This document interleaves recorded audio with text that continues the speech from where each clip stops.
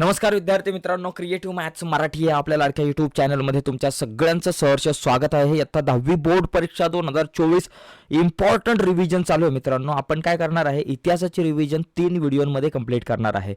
3 व्हिडिओमध्ये आपण 3 प्रकरणं घेणार आहोत। ही पहिली जी व्हिडिओ आहे जिच्यामध्ये इतिहास लेखन पाश्चात्य परंपरा, इतिहास लेखन भारतीय परंपरा आणि उपयोजित इतिहास या 3 प्रकरणांवरती चर्चा करणार आहोत। 3 प्रकरणांच्या महत्त्वाच्या मुद्द्यांवरती चर्चा करणार आहोत। संपूर्ण धडा जो आहे त्या धड्याची एक रिव्हिजन घेणार आहोत। इतक्या चांगल्या प्रकारे आपण तो धडा समजून घेऊयात की जेणेकरून कुठलाही प्रश्न त्या धड्यावरचा आला तर त्याचं उत्तर आपल्याला देता आलं पाहिजे। त्यामुळे ही व्हिडिओ जी आहे ती खूप इम्पॉर्टंट आहे।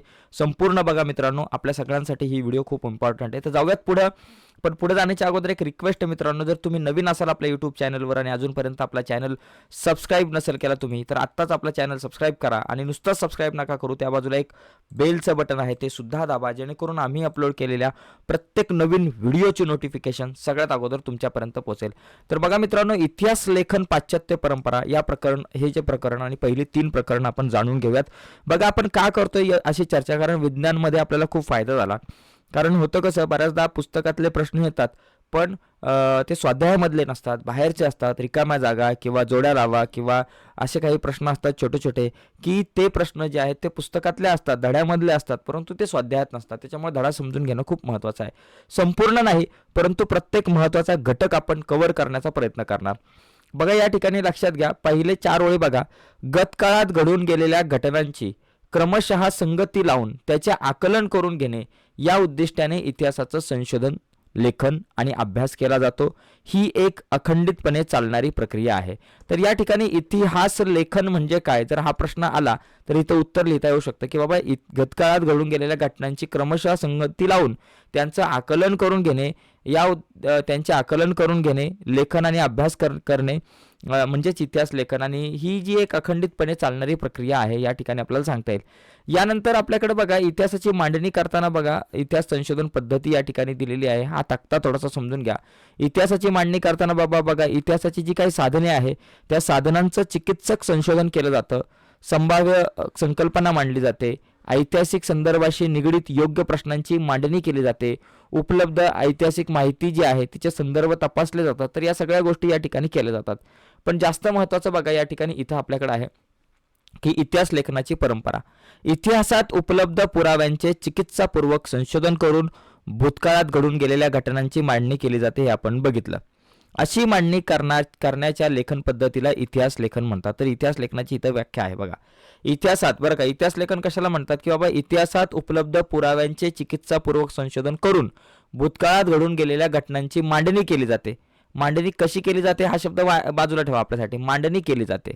ओके, ही मांडणी करण्याच्या लेखन पद्धतीला इतिहास लेखन म्हणतात। आणि अशा प्रकारे इतिहासाची चिकित्सकपूर्ण मांडणी करणाऱ्या संशोधकाला इतिहासकार म्हटले जाते।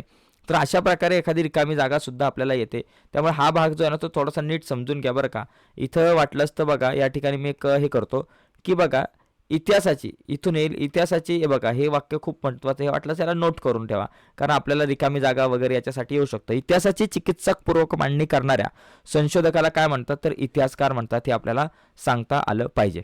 ओके, त्यानंतर आपल्याला बघा या ठिकाणी इथं हा जो एक तक्ता दिसतोय, ही जी एक एक्स्ट्रा माहिती आहे, तर याच्यामधून आपल्याला एखादी रिकामी जागा बघा एक विचारली जाऊ शकते। कसं माहिती आहे का, वरील चित्रामध्ये, या चित्रात बघा हातात ढाल घेतलेला एक सैनिक पुढे आहे आणि त्याच्या मागे इतर काहीतरी सैनिक आहेत, इतर काही सैनिक असे बाजूला आहेत, ढाल घेऊन आहे। आता इथं सैनिक आणि युद्धाला जाताना या ठिकाणी आपल्याला दिसतात। आता बघा इथं या संदर्भात जर माहिती घेतली तर वरील चित्रात हातात ढाल आणि भाला घेतलेल्या सैनिकांची शिस्तबद्ध रांग आपल्याला दिसते। त्यांचे नेतृत्व करणारे सेनानी पण दिसतात। ऐतिहासिक घटनांच्या लिखित नोंदी करण्याच्या परंपरेची सुरुवात मेसोपोटेमियातील सुमेर संस्कृतीमध्ये झाली। ही एक रिकामी जागा आपल्याला विचारली जाते, काय, ऐतिहासिक घटनांच्या लिखित नोंदी करण्याच्या परंपरेची सुरुवात मेसोपोटेमियातील सुमेर संस्कृतीमध्ये झाली असे सद्य परिस्थितीत म्हणता येईल।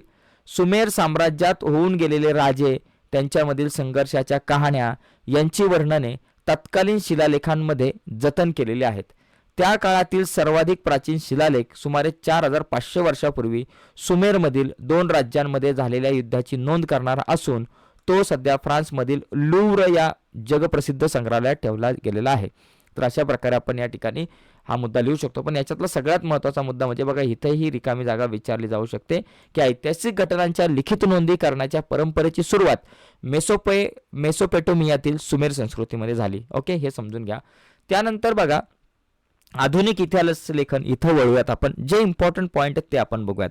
आधुनिक इतिहास लेखनाच्या 4 प्रमुख वैशिष्ट्ये जी आहेत, आधुनिक इतिहास लेखनाची 4 प्रमुख वैशिष्ट्ये सांगितली जातात. ही 4 प्रमुख वैशिष्ट्ये आपल्याला विचारली जाऊ शकतात. ओके, त्यामुळे ही समजून घ्या.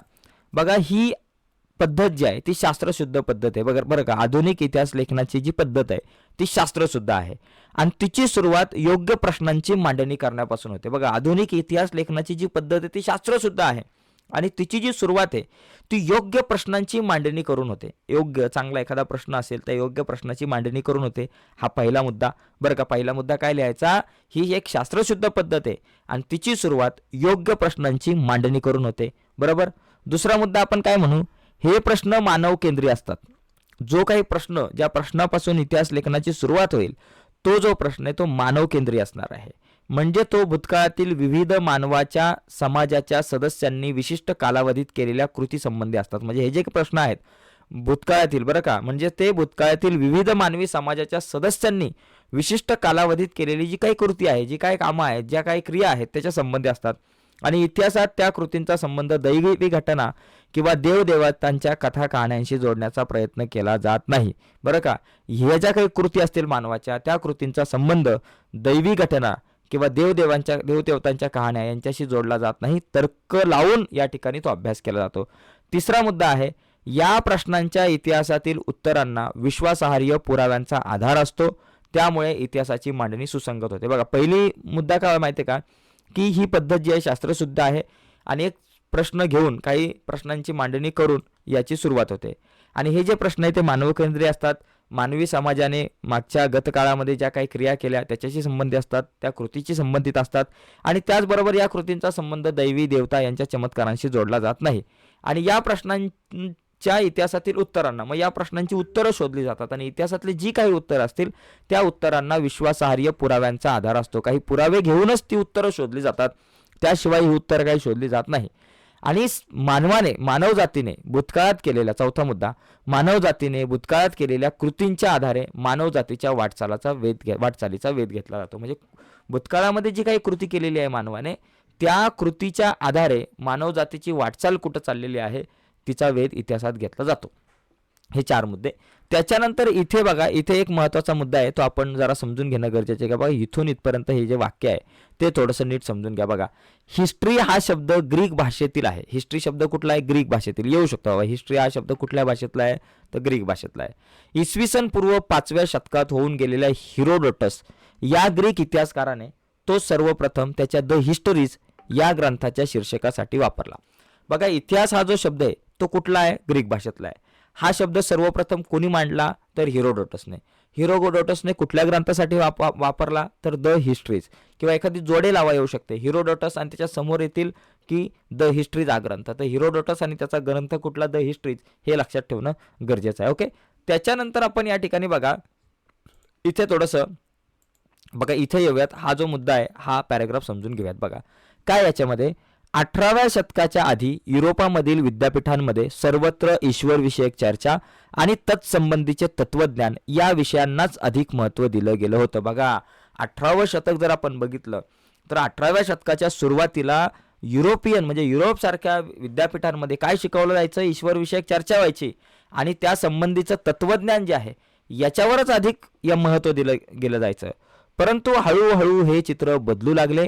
इसवी सन 1737 लक्षात घ्या, 1737 मध्ये जर्मनीमधील गॉटिंगेन विद्यापीठाची स्थापना झाली. बरं का, गॉटिंगेन विद्यापीठाची स्थापना कुठं झाली, जर्मनीमध्ये.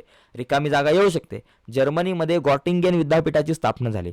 बोला 3 वेळा, जर्मनीमध्ये गॉटिंगेन विद्यापीठाची स्थापना झाली. 1, जर्मनीमध्ये गॉटिंगेन विद्यापीठाची स्थापना झाली. 2, जर्मनीमध्ये गॉटिंगेन विद्यापीठाची स्थापना झाली. 3. तर अशा प्रकारे हे लक्षात ठेवा. अशा प्रकारे 3-3, 4-4 वेळा एखादी इम्पॉर्टंट जी वाक्य आहे ती लक्षात ठेवायची. या विद्यापीठात प्रथम इतिहास या विषयाला स्वतंत्र स्थान प्राप्त झाले. इतिहास विषयाला सर्वप्रथम स्वतंत्र स्थान कुठं प्राप्त झालं, जर्मनीमधील गॉटिंगेन विद्यापीठाला एक स्वतंत्र विषय इतिहास म्हणून निवडण्यात आला आणि त्या पाठोपाठ जर्मनीमधील इतर विद्यापीठे सुद्धा इतिहासाच्या अभ्यासाची केंद्रे बनली. पण गॉटिंगेन आणि जर्मनी आणि इतिहास हे लक्षात घ्या. बघा यानंतर सगळ्यात महत्त्वाचे जे काही मुद्दे आहेत त्याच्यामध्ये बघा इतिहासातील महत्त्वाचे जे विचारवंत आहे त्याच्यामध्ये रेने देकार्त हा एक महत्त्वाचा विचारवंत आहे. त्यांनी जो विचार मांडला तो विचार कुठला होता बघा या ठिकाणी.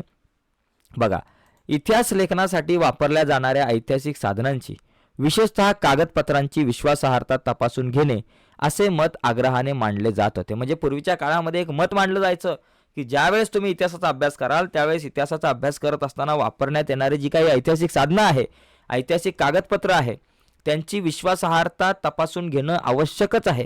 ती खरंच खरी आहे, खोटी आहे, किती वर्षापूर्वीची आहे, हे सगळं जाणून घेणं गरजेचं आहे. हा एक विचार प्रवाह एका काळात मांडला जात होता आणि त्याच्यामध्ये रेने देकार्त हा फ्रेंच तत्त्वज्ञ अग्रभागी होता आणि त्याच्यामध्येच रेने देकार्त हा फ्रेंच तत्त्वज्ञ अग्रभागी होता. याच्या संदर्भात महत्त्वाची माहिती बघा या ठिकाणी इथं तुम्हाला मिळते. हा एवढा भाग खूप समजून घ्या. त्याने लिहिलेल्या डिस्कोर्स ऑन द मेथड, बघा डिस्कोर्स ऑन द मेथड हा ग्रंथ कोणी लिहिला तर रेने देकार्तने. येऊ शकते जोडी वगैरे लावा, लक्षात घ्या. त्याने लिहिलेल्या डिस्कोर्स ऑफ द मेथड या ग्रंथातील एक नियम शास्त्रशुद्ध संशोधनाच्या दृष्टीने फार महत्त्वाचा आहे. याने कुठला नियम मांडला की एखादी गोष्ट सत्य आहे हे असे निसंशयरित्या प्रस्थापित होत नाही तोपर्यंत तिचा स्वीकार कदापि करू नये, हा तो नियम होता. बरं का. आता बघा रेने देकार्त यांच्या पुस्तकाचं नाव काय, डिस्कोर्स ऑन द मेथड. हिरोडोटसच्या पुस्तकाचं नाव काय, द हिस्टरीज. लक्षात घ्या, रेने देकार्त त्याच्या पुस्तकाचं नाव discourse on the method, Rene Descartes यांच्या पुस्तकाचं नाव discourse on the method, Rene Descartes यांच्या पुस्तकाचं नाव डिस्कोर्स ऑन द मेथड. तीन वेळा लक्षात घ्या. बघा याच्यात एक नियम होता महत्त्वाचा, तो कुठला की बाबा एखादी गोष्ट सत्य आहे असे निसंशयीरित्या जोपर्यंत प्रस्थापित होत नाही तोपर्यंत तिचा कदापि स्वीकार करू नये. 100% बाबा खरं, 100% बाबा खात्री पटली पाहिजे तरच पुढे जायचं, नाहीतर गाडीला ब्रेक लावायचा. याच्यानंतर वॉल्टेअर यांच्या संदर्भात थोडंसं जाणून घेऊयात मित्रांनो. वॉल्टेअर यांचं काम सुद्धा खूप मोठं होतं. बघा हे पण युरोपीय इतिहासकार आहेत. वॉल्टेअरचे मूळ नाव फ्रान्सवा मरी अरुये असे होते. आता हे काय लक्षात ठेवायची गरज नाही. वॉल्टियर या फ्रेंच तत्त्वज्ञाने इतिहास लेखनासाठी केवळ वस्तुनिष्ठ सत्य, बरं का, त्यांनी काय सांगितलं की केवळ वस्तुनिष्ठ सत्य आणि घटनांचा कालक्रम एवढ्यावरच लक्ष केंद्रित न करता तत्कालीन समाजाच्या परंपरा, व्यापार, आर्थिक व्यवस्था, शेती इत्यादी गोष्टींचा विचार करणे आवश्यक आहे असा विचार मांडला. वॉल्टेअरने काय विचार मांडला की इतिहास लेखनासाठी ज्यावेळेस तुम्ही इतिहास लेखन करता त्यावेळेस केवळ वस्तुनिष्ठ सत्य आणि घटनांचा कालक्रम एवढ्यावरच लक्ष नाही केंद्रित करायचं. काय सांगितलं, वस्तुनिष्ठ सत्य आणि घटनांचा कालक्रम एवढ्यावरच लक्ष केंद्रित नाही करायचं, तर तत्कालीन समाजाच्या परंपरा कशा होत्या, व्यापार कसा होता, आर्थिक व्यवस्था कशी होती, शेती कशी होती, 4 गोष्टी लक्षात ठेवायच्या. परंपरा, व्यापार, शेती, आर्थिक परिस्थिती. तत्कालीन परंपरा कशी होती, व्यापार कसा होता, आर्थिक व्यवस्था कशी होती, शेती कशी होती इत्यादी गोष्टींचा विचार करणं हे खूप आवश्यक आहे असा विचार व्हॉल्टेअर यांनी मांडला. त्यामुळे इतिहासाची मांडणी करताना मानवी जीवनाचा सर्वांगीण विकास व्हायला हवा हा विचार पुढे आला. त्यामुळे काय विचार पुढे आला की इतिहासाचा अभ्यास करताना किंवा इतिहासाची मांडणी करताना मानवाचा सर्वांगीण विकास असा एक विचार पुढे आला. म्हणून व्हॉल्टेअर यांना आधुनिक इतिहासाचा जनक म्हणतात. इथं रिकामी जागा येऊ शकते. टिंब यांना आधुनिक इतिहास लेखनाचा जनक म्हणतात, तर व्हॉल्टेअर यांना आधुनिक इतिहासाचा जनक म्हणतात. किंवा व्हॉल्टेअर यांना टिंब म्हणतात आधुनिक इतिहास लेखनाचा जनक. तर हे वाक्य 3 वेळा लक्षात घ्या, वाचा. व्हॉल्टेअर आधुनिक इतिहासाचा जनक होता असे म्हणता येईल. व्हॉल्टेअर आधुनिक इतिहास लेखनाचा जनक होता असं म्हणता येईल.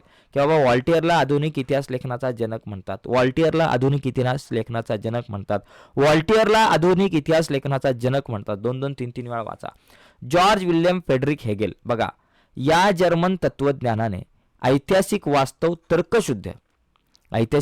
कसं मांडलं त्यांनी, तर्कशुद्ध पद्धतीने मांडले गेले पाहिजे यावर भर दिला. बरं का. हेगेल यांनी काय म्हटलं की या जर्मन तत्वज्ञ जे होते ते म्हणाले की ऐतिहासिक वास्तव तर्कशुद्ध पद्धतीने तुम्ही मांडले पाहिजे. इतिहासातील घटनाक्रम प्रगतीचे टप्पे दर्शवणारा असतो. इतिहासातला घटनाक्रम कसा असतो, प्रगतीचे टप्पे दर्शवणारा असतो. त्याचबरोबर इतिहासाची मांडणी इतिहासकाराला वेळोवेळी उपलब्ध होत असलेल्या पुराव्यानुसार बदलत जाणे स्वाभाविक आहे असे प्रतिपादन त्यांनी केले. तो काय म्हटला की इतिहासाची जी मांडणी आहे वेळोवेळी उपलब्ध होत असलेल्या पुराव्यानुसार बदलत जाणार. जसजसे नवीन पुरावे येणार तसतशी तुमच्या इतिहास लेखनाची जी मांडणी आहे ती बदलत जाणार. ओके.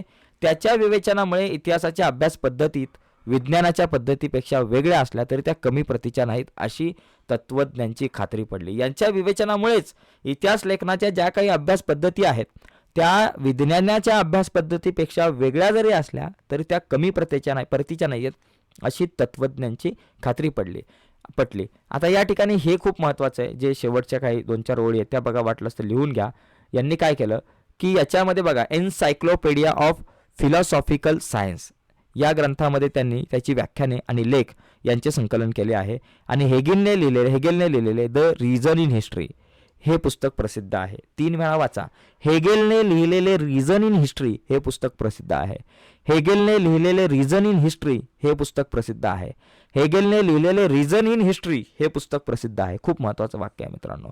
त्याचबरोबर याचा एन्सायक्लोपीडिया ऑफ फिलॉसॉफिकल सायन्स हे 2 ग्रंथ आहेत, ते समजून घ्या. त्याच्यानंतर द्वंद्ववाद ही तर एक व्याख्या विचारली जाऊ शकते. बघा द्वंद्ववाद म्हणजे काय, पाठ करून ठेवा बरं का, इम्पॉर्टंट आहे. हेगेलच्या मते कोणत्याही घटनेचा अर्थ लावण्यासाठी तिची वर्गवारी 2 विरोधी प्रकारात करावी लागते. बरं का, हेगेलच्या मते एखाद्या घटनेचा अर्थ लावण्यासाठी तिची वर्गवारी 2 गटात करायची. साधा विषय, पाठ करायचा नाही, समजून घ्यायचं. त्याच्यामध्ये काय, एखाद्या घटनेचा जर अर्थ लावायचा तर तिची वर्गवारी 2 गटात करायची.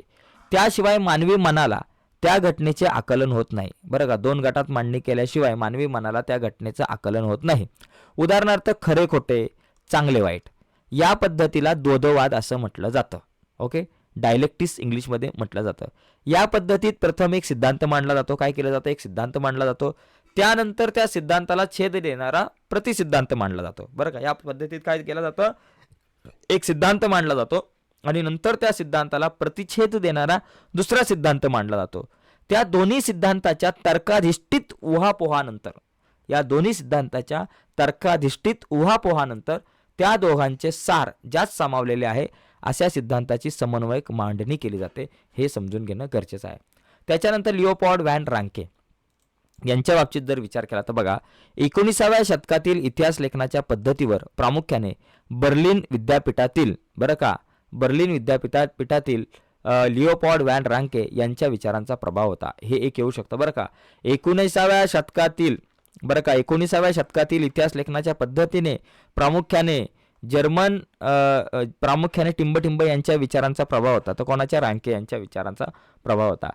त्याने इतिहास संशोधनाची चिकित्सक पद्धती कशी असावी हे सांगितलं. बरं का, यांनी काय सांगितलं बघा, इथून महत्त्वाचा मुद्दा आहे की मूळ दस्तऐवजांच्या आधारे प्राप्त झालेली माहिती ही सर्वाधिक महत्त्वाची आहे. यावर त्याने भर दिला. त्याने काय भर दिला की मूळ दस्तऐवजांच्या आधारे प्राप्त झालेली माहिती ही सर्वाधिक महत्त्वाची आहे. यावर त्याने भर दिला. तसेच ऐतिहासिक घटनांसंबंधित असलेली सर्व प्रकारची कागदपत्रे आणि दस्तऐवज यांचा कसून शोध घेणे अत्यंत महत्त्वाचे आहे असं त्याने सांगितलं. ओके, अशा प्रकारे अंतिम सत्यापर्यंत पोहोचता येणे शक्य आहे. अशा पद्धतीने ऐतिहासिक सत्यापर्यंत पोहोचता येणं शक्य आहे असा विश्वास त्याने व्यक्त केला. ओके, आता इतिहास लेखनातील काल्पनिकतेवर त्याने टीका केली. इतिहास लेखनातील काल्पनिकतेवर कोणी टीका केली, लिओपॉल्ड व्हॅन रांके. त्याने जागतिक इतिहासाच्या मांडणीवर भर दिला. The theory and practice of history हा त्याचा एक ग्रंथ आहे आणि the secret of world history हा त्याचा दुसरा ग्रंथ आहे. हे 2 ग्रंथ खूप महत्त्वाचे आहेत. त्याच्यानंतर कार्ल मार्क्स यांच्या बाबतीमध्ये म्हणायला गेलं तर यांचा विचार सुद्धा जास्त महत्त्वाचे आहे, कारण यावरती प्रश्न विचारण्याची शक्यता जास्त असते. कसं बघा, 19व्या शतकाच्या उत्तरार्धात कार्ल मार्क्स याने मांडलेल्या सिद्धांतामुळे इतिहासाच्या दृष्टिकोनात महत्त्वाचा बदल घडून आणणारी वैचारिक प्रणाली अस्तित्वात आली. बघा, या ठिकाणी याचा वर्ग सिद्धांत आपण इथून लिहू शकतो, इथून समजून घेऊ शकतो. बघा, इथून इथपर्यंत बघा, या ठिकाणी काय दिलंय, इतिहास अमूर्त कल्पनांचा नसून तो जिवंत माणसांचा असतो. इतिहास काय अमूर्त कल्पनांचा नसतो, तो जिवंत माणसांचा असतो. आणि माणसांमधील नातेसंबंध त्यांच्या मूलभूत गरजा भागवण्यासाठी उपलब्ध असलेल्या उत्पादनाच्या साधनांच्या स्वरूपावर व मालकीवर अवलंबून असतात. बघा, इतिहास हा अमूर्त कल्पनांचा नसून माणसामधील माणसांचा असतो. अमूर्त कल्पनांचा नसतो, तो जिवंत माणसांचा असतो. आणि माणसांमधील नातेसंबंध त्यांच्या मूलभूत गरजा भागवण्यासाठी असलेल्या उत्पादनाच्या साधनांच्या स्वरूपावर व त्याच्या मालकीवर अवलंबून असतात. समाजातील वेगवेगळ्या घटकांना ही साधने जी आहेत ती समप्रमाणात उपलब्ध होत नाहीत. त्यातून समाजाची वर्गावर आधारित विषम विभागणी होऊन एक वर्ग संघर्ष निर्माण होतो. याच्यामध्ये काय होतं, जी काही उत्पादनाची साधने आहे ती साधने जी आहेत त्यांची मालकी जी आहे ती समान प्रमाणात नसते, ती भिन्न प्रमाणात असते. ती वर्गवार विभागणी होते, विषम विभागणी होऊन एक वर्ग संघर्ष निर्माण होतो. आणि मानवी इतिहास हा अशा वर्ग संघर्षाचा इतिहास असून ज्या वर्गाच्या ताब्यात उत्पादनाची साधने असतात तो इतर वर्गाचे आर्थिक शोषण करतो, अशी मांडणी केली. तर या ठिकाणी कार्ल मार्क्सचा वर्ग सिद्धांत स्पष्ट करा अशा प्रकारचा एखादा प्रश्न जो आहे तो आपल्याला येऊ शकतो. तर त्या अनुषंगाने आपली तयारी असली पाहिजे. दास कॅपिटल हा ग्रंथ जगप्रसिद्ध आहे. कार्ल मार्क्स यांनी कुठला ग्रंथ लिहिला? तर दास कॅपिटल. त्यानंतर ॲनल्स प्रणाली बघा, 20व्या शतकात या ठिकाणी जर आपण नीट विचार केला तर एकच मिनटं. हां बघा, 20व्या शतकाच्या सुरुवातीस फ्रान्समध्ये एक ॲनल्स नावाने ओळखली जाणारी इतिहास लेखनाची प्रणाली उदयास आली. किंवा हे वाटलंच तर हे वाक्य जरी तुम्ही नाही घेतलं याच्या उत्तरामध्ये, खालचं बघा, इथून महत्त्व, इथून वाटलंच ते पूर्ण घ्या की ॲनल्स प्रणालीमुळे इतिहास लेखनाला एक वेगळी दिशा मिळाली. काय पहिला मुद्दा काय? ॲनल्स प्रणालीमध्ये मुळे इतिहास लेखनाला वेगळी दिशा मिळाली. इतिहासाचा अभ्यास फक्त राजकीय घडामोडी, राजे, महान नेते आणि त्यांच्या अनुषंगाने राजकारण, मुत्सद्देगिरी, युद्धे यांच्यावर केंद्रित न करता, बरं का, इतिहासाचा अभ्यास जो तुम्ही करता तो फक्त राजकीय घडामोडी, राजे, महान नेते आणि त्या अनुषंगाने राजकारण, मुत्सद्देगिरी, युद्धे यांच्यावर केंद्रित न करता तत्कालीन हवामान कसं होतं, तत्कालीन स्थानिक लोक कशी होती, शेती कशी होती, व्यापार, तंत्रज्ञान, दळणवळणाची, संपर्काची साधने, सामाजिक विभागणी कशी होती आणि समूहाची मानसिकता, या सगळ्या विषयांचा अभ्यास करणं खूप महत्त्वाचं मानलं जाऊ लागलं. आणि ॲनल्स प्रणाली सुरू करण्याचे आणि तिचा विकास करण्याचं श्रेय फ्रेंच इतिहासकारांना दिलं गेलं आहे. ओके. त्यानंतर स्त्रीवादी इतिहास लेखन ही एक टीप तुम्हाला विचारली जाते. त्याच्यामध्ये काय बाबा, स्त्रीवादी इतिहास लेखन म्हणजे स्त्रियांच्या दृष्टिकोनातून इतिहासाची केलेली पुनर्रचना. स्त्रीवादी इतिहास लेखन म्हणजे काय? स्त्रियांच्या दृष्टिकोनातून इतिहासाची केलेली पुनर्रचना. सीमा दो बोहा या फ्रेंच विदूषिकेने स्त्रीवादाची मूलभूत भूमिका सिद्ध केली होती. कोणी? सीमा दो बोहा, हे नाव लक्षात घ्या. स्त्रीवादी इतिहास लेखनामध्ये स्त्रियांचा अंतर्भाव करण्याबरोबर इतिहास लेखनाच्या क्षेत्रातील पुरुष प्रधान दृष्टिकोनाचा जो पुनर्विचार आहे तो करण्यावर भर दिला. आणि त्यानंतर स्त्रियांच्या आयुष्याशी आज जर आपण बघितलं, नोकरी, रोजगार, ट्रेड युनियन यांसारखी यांसाठी काम करणाऱ्या संस्था, स्त्रियांचे कौटुंबिक आयुष्य यांच्यासारख्या विविध पैलूंचा सविस्तर विचार करणारं आज संशोधन सुरू झालेलं आहे. आणि 1990 नंतर स्त्री हा एक स्वतंत्र सामाजिक वर्ग मानून इतिहास लिहिण्यावरती भर दिला गेला होता. त्यानंतर मायकल फुको यांच्या बाबतीमध्ये एक महत्त्वाचा प्रश्न आपल्याला येतो की बाबा त्यांचं जे लेखन आहे त्याच्या संदर्भातला तो आपण या ठिकाणी समजून घेऊयात. बघा काय आहे की बघा, या ठिकाणी 20व्या शतकातील फ्रेंच इतिहासकार मायकल फुको यांच्या लिखाणातून इतिहासाची एक नवीन संकल्पना पुढे आली. बघा, त्यांच्याऐवजी बघा इथून सुरुवात करू आपण लिहायला की मायकल फुको यांच्या आर्कॉलॉजी ऑफ नॉलेज या ग्रंथामध्ये त्याचे इतिहासाची या ग्रंथामध्ये त्याने इतिहासाची कालक्रमानुसार मांडणी करण्याची पद्धत चुकीची आहे असे प्रतिपादन केले. बघा, मायकल फुको यांनी आर्कॉलॉजी ऑफ नॉलेज हा ग्रंथ लिहिला. बरं का, बोर्डाच्या परीक्षेला प्रश्न येऊ शकतो की बाबा यांनी कुठला ग्रंथ लिहिला किंवा रिकामी जागा येतील. यांनी जो ग्रंथ लिहिला त्याचा बाबा काय, बाबा मायकल फुको यांनी टिंबटिंब हा ग्रंथ लिहिला असं येऊ शकतं. आणि या ग्रंथात त्यांनी काय सांगितलं की इतिहासाची कालक्रमाने जी मांडणी केली जाते ना ती चुकीची आहे, ही पद्धत चुकीची आहे असं त्यांनी सांगितलं. हा पहिला मुद्दा. दुसरा मुद्दा, पुरातत्वामध्ये अंतिम सत्यापर्यंत पोहोचणे हे उद्दिष्ट नसून भूतकाळातील स्थित्यांतराचे स्पष्टीकरण देण्याचा प्रयत्न असतो याच्याकडे त्यांनी लक्ष वेधले. म्हणजे त्यांनी काय सांगितलं की अंतिम सत्यांपर्यंत पोहोचणं हे उद्दिष्ट नाही, तर भूतकाळामध्ये जी काही स्थित्यांतरे घडली त्याचं स्पष्टीकरण देणं इतिहासात गरज आहे. आणि फुको यांनी इतिहासातील स्थित्यांतराचे स्पष्टीकरण देण्यावर भर दिला म्हणून त्याने या पद्धतीला ज्ञानाचे पुरातत्व असे म्हटले आहे. अशा प्रकारे ह्या प्रकरणाला आपण समजून घेऊ शकतो. आता याची बघा काही उत्तर. आधुनिक इतिहास लेखनाचा जनक टिंबटिंब याला म्हणतात. कोणाला? तर व्हॉल्टेअर यांना आधुनिक इतिहास लेखनाचा जनक म्हणतात. इथं तुम्हाला एक मार्काला ही एखादी येऊ शकते बहुपर्यायी प्रश्न. आर्किओलॉजी ऑफ नॉलेज हा ग्रंथ कोणी लिहिला? आताच आपण बघितलं मायकल फुको यांनी लिहिला. कार्ल मार्क्स यांचा दास कॅपिटल होता. ओके. त्याच्यानंतर बघा, चुकीची जोडी ओळखा. George William Frederick Hegel the reason in history बरोबर आहे. लिओपॉल्ड व्हॅन रँके यांचा the theory and practice of history हा पण बरोबर आहे. हिरोडोटसने द हिस्ट्रीज लिहिला. आणि कार्ल मार्क्स यांचा डिस्कोर्स ऑन द मेथड नाही तर दास कॅपिटल हा जो ग्रंथ आहे तो यांचा आहे. ते आपल्याला समजून घेणं गरजेचं आहे. ठीक आहे. पुढे बघा, संकल्पना स्पष्ट करा. दोदोवाद म्हणजे काय, ॲनल्स प्रणाली म्हणजे काय हे आपण सगळं बघितलेलं आहे. तर दोदोवाद म्हणजे काय वगैरे. आता छोट्या छोट्या प्रश्नांची उत्तरं बघू. युरोपातील महत्त्वाचे विचारवंत, मग याच्यामध्ये तुम्ही लिहू शकता. बघा इथंच तुमची उत्तर आहे. हेगेल, रांके, त्याचबरोबर बघा या सगळ्यांची नावे लिहा. रेने देकार्त, बघा यांची नावं लिहा. रेने देकार्त लिहा, व्हॉल्टेअर लिहा, त्याचबरोबर आपलं हेगेल लिहा आणि लिओपार्ड रांकेल या सगळ्यांची नावं या ठिकाणी लिहू शकताय. तर हे जे काही प्रश्न आहेत त्याची उत्तर तुम्ही आता बघण्याचा प्रयत्न करा. प्रत्येक मुद्द्यावरती आपल्याला आता चर्चा करता येणार नाही. पण आता बघा दुसरं जे प्रकरण आहे ते सुरू करण्याच्या अगोदर एक रिक्वेस्ट मित्रांनो, जर तुम्ही नवीन असाल आपल्या यूट्यूब चॅनलवर आणि अजूनपर्यंत आपला चॅनल तुम्ही सबस्क्राईब नसेल केला तर प्लीज आत्ताच आपला चॅनल सबस्क्राईब करा. आणि नुसताच चॅनल सबस्क्राईब नका करू, त्या बाजूला एक बेलचं बटन आहे ते सुद्धा दाबा, जेणेकरून मी अपलोड केलेल्या प्रत्येक नवीन व्हिडिओची नोटिफिकेशन सगळ्यात अगोदर तुमच्यापर्यंत पोहोचेल. ठीक आहे. तर या ठिकाणी बघूयात आता दुसरं जे प्रकरण आहे, प्रत्येक प्रकरण आपल्यासाठी खूप महत्त्वाचं आहे. तर दुसरं प्रकरण बघा, त्याच्यातले महत्त्वाचे घटक जे आहेत ते आपण समजून घेऊयात. बघा पहिली ही प्रकरणं समजून घ्या, नंतर यावरची प्रश्नांची उत्तरं, बऱ्याच मुद्द्यांवरती आपल्याला चर्चा करायची आहे. बघा भारतीय इतिहास लेखनाची वाटचाल. आता याच्यामध्ये बघा इतिहास लेखन भारतीय परंपरा, तर त्याच्यामध्ये बघा या ठिकाणी आपल्याला समजून घेणं गरजेचं आहे की बघा इथे बघा की प्राचीन काळातील इतिहास लेखन. बघा प्राचीन भारतामध्ये पूर्वजांचे पराक्रम, दैवत परंपरा, सामाजिक स्थित्यांतरे इत्यादींच्या स्मृती केवळ मौखिक परंपरेने जपल्या जात होत्या. पूर्वीच्या काळामध्ये जो काही इतिहास आहे तो एका पिढीकडून दुसऱ्या पिढीपर्यंत कसा यायचा, मौखिक परंपरेने. म्हणजे इतिहास लेखनाची म्हणजे इतिहास लेखनच नाही तर इतिहासाचं बाबा इतिहास एका पिढीकडून दुसऱ्या पिढीकडे पोहोचवण्याचं जे काम होतं ते मौखिक परंपरेने. म्हणजे जुन्या पिढीमध्ये असणारी काही चांगली त्या प्रकारची गाणी असतील, कथा असतील किंवा काही घटना असतील त्या मौखिक परंपरेने पुढे पोचायच्या. हडप्पा संस्कृतीमध्ये मिळालेल्या प्राचीन लेखांच्या आधारे भारतामध्ये लेखनकला इसवी सन पूर्व 3ऱ्या सहस्त्रकापासून किंवा त्याही पूर्वी अस्तित्वात होती असे दिसते. परंतु हडप्पा संस्कृतीची लिपी अजून वाचण्यात यश मिळालं नाही बरं का. आता याच्यामध्ये जास्त महत्त्वाचे जे मुद्दे आहेत त्याच्याकडे आपण जास्तीत जास्त बघूयात, पण हे काही पॉईंट आपण वाचून पण बघूयात. भारतातील ऐतिहासिक स्वरूपाचे सर्वाधिक प्राचीन लिखित साहित्य हे कोरीव लेखांच्या स्वरूपात आहे. भारतामध्ये जर बघितलं तर लिखाणाचं जे काही साहित्य आहे, जे काही लिखाण केलं गेलं देशामध्ये जुन्या काळामध्ये इतिहासामध्ये, ते सगळं कशामध्ये की कोरीव लेखांच्या स्वरूपामध्ये आहे. असं पुस्तकाच्या वगैरे स्वरूपात नाही तर कोरीव लेखांच्या स्वरूपात आहे. त्यांची सुरुवात कुठे झाली, मौर्य सम्राट अशोकाच्या काळापासून, म्हणजे इसवी सनापूर्वी 3ऱ्या शतकापासून होते. सम्राट अशोकाचे कोरीव लेख हे प्रस्तरांवर आणि दगडी स्तंभांवरती कोरलेले होते.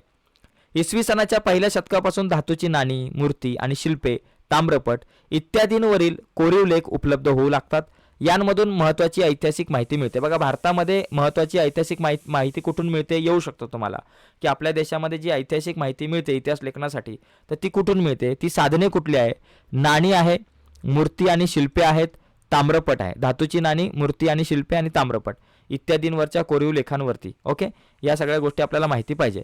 या सर्व प्रकारच्या कोरीव लेखांमुळे आपल्याला संबंधित राजाचा काळ कळतो, वंशावळ कळते, राज्य विस्तार कळतो आणि तत्कालीन शासन व्यवस्था कशी होती हे कळतं. महत्त्वाच्या घडामोडी कळतात, तत्कालीन सामाजिक रचना कळते, हवामान, दुष्काळ यांसारख्या गोष्टी ज्या आहेत त्या आपल्याला कळतात. ओके, आता इथे बघा याच्यामध्ये बघा प्राचीन भारतातील साहित्यामध्ये रामायण, महाभारत ही महाकाव्य, पुराणे, जैन आणि बौद्ध ग्रंथ, धर्माखेरीज भारतीय ग्रंथकारांनी लिहिलेले ऐतिहासिक स्वरूपाचे साहित्य, तसेच बघा परकीय प्रवाशांची प्रवास वर्णने ही इतिहास लेखनाची महत्त्वाची साधने मानली जातात. परकीय प्रवाशांची प्रवास वर्णने जी आहे ही सुद्धा. आता याच्यामध्ये बघा हा भाग खूप महत्त्वाचा आहे. हा पॅरेग्राफ का महत्त्वाचा आहे बघा, हा पॅरेग्राफ आपल्याला नीट समजून घ्यायचा. सगळ्यात जास्त महत्त्वाचा पॅरेग्राफ आहे कारण याच्यामधून बरेच मुद्दे येतात. बघा प्राचीन काळातील राजांची चरित्रे तसेच घराण्यांचे इतिहास सांगणारे लेखन हे भारतीय इतिहास लेखनाच्या वाटचालीचे महत्त्वाचे टप्पे. काय बाबा, त्या राजांची चरित्रे आणि राजघराण्यांचे इतिहास सांगणारे लेखन हे भारताच्या इतिहासाच्या वाटचालीचे महत्त्वाचे टप्पे आहे. इसवी सनाच्या 7व्या शतकात बाणभट्ट, लक्षात घ्या, या कवीने लिहिलेले हर्षचरित हे संस्कृत काव्य ऐतिहासिक चरित्र ग्रंथाच्या स्वरूपाचे आहे. बघा लक्षात घ्या, काय बाणभट्ट, हर्षचरित आणि संस्कृत 3 शब्द लक्षात ठेवा.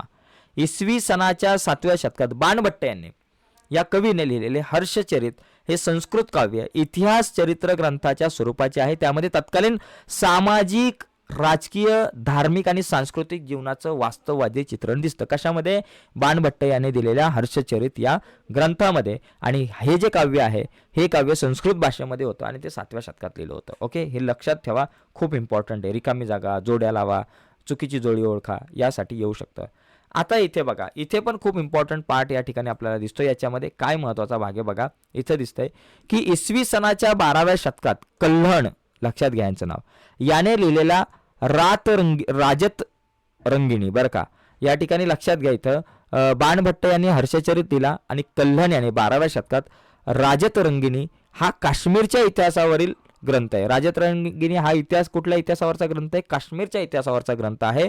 इतिहास लेखन शास्त्रशुद्ध कसे असावे याच्या आधुनिक संकल्पनेशी हा इतिहास जवळचे नाते सांगतो. म्हणजे इतिहास शास्त्र शुद्ध पद्धतीने कसा लिहायचा हे सांगतो, बरोबर. त्यामध्ये अनेक कोरीव लेख आहेत, नाणी, प्राचीन वास्तूंचे अवशेष बरं का, राजकुलांच्या अधिकृत नोंदी आणि स्थानिक परंपरा अशा अनेक साधनांचा चिकित्सक अभ्यास करून हा ग्रंथ रचलाय. म्हणजे हा ग्रंथ रचत असताना काय केलंय बाबा कल्याण याने? राजत रंगीने हा जो ग्रंथ लिहिला तो लिहिताना त्यांनी शास्त्रशुद्ध पद्धतीने लिहिलाय. हा लिहित असताना त्यांनी कशाचा आधार घेतला? कोरीव लेख, नाणी, म्हणजे त्या काळामध्ये जे काही कोरीव लेख अस्तित्वात होते, नाणी, प्राचीन वास्तूंचे अवशेष, राजकुलांच्या अधिकृत नोंदी आणि स्थानिक परंपरा अशा साधनांचा त्याने चिकित्सक अभ्यास केला. विचार करून विश्लेषण करून त्याने अभ्यास केलाय आणि त्यानंतर मग हे सगळं करून आपण हा ग्रंथ रचलाय असं त्याने उल्लेख केला स्वतः. ओके, बघा त्याच्यानंतर बघा मध्ययुगीन भारतामध्ये मुस्लिम राज्यकर्त्यांच्या दरबारातील इतिहासकारांच्या लेखनावर अरबी आणि फारसी इतिहास लेखनाच्या परंपरेचा प्रभाव असलेला दिसतो. म्हणजे मध्ययुगीन भारतामध्ये मुस्लिम राज्यकर्ते जे आहेत त्यांच्या दरबारात जे काही इतिहास लेखन होते त्यांच्या लेखनावर काय अरबी आणि फारसी इतिहास लेखनाच्या परंपरेचा प्रभाव दिसतो. मध्ययुगीन मुस्लिम इतिहासकारामध्ये झियाउद्दीन बर्नी, लक्षात घ्या झियाउद्दीन बर्नी हा एक महत्त्वाचा इतिहासकार होता. तारीख-ए-फिरोजशाही या त्याच्या ग्रंथात त्याने इतिहास लेखनाचा हेतू स्पष्ट केला आहे. त्याच्या मते इतिहासकाराचे कर्तव्य फक्त राज्यकर्त्यांच्या पराक्रमाचे आणि कल्याणकारी धोरणांचे वर्णन करून संपत नाही, तर त्यांच्या दोषांचे आणि चुकीच्या धोरणांचे चिकित्सक विवेचनही त्याने करायला हवे. बरं, हा काय म्हणतो या ठिकाणी जर बघा झियाउद्दीन बर्नी ज्याने जो तारीख-ए-फिरोजशाही हा ग्रंथ लिहिला त्याच्यात तो काय म्हणतो की इतिहास लेखनाचा हेतू फक्त राजाने केलेले पराक्रम, त्यांनी केलेली चांगले कामं, त्यांनी केलेले कल्याणकारी धोरणं जे आहे याचाच उल्लेख नाही करायचा, तर त्याच्या दोषाचं आणि त्याचबरोबर त्याची जी काही चुकीची धोरणं आहे यांचं सुद्धा चिकित्सक विवेचन इतिहास लेखन करताना केलं पाहिजे.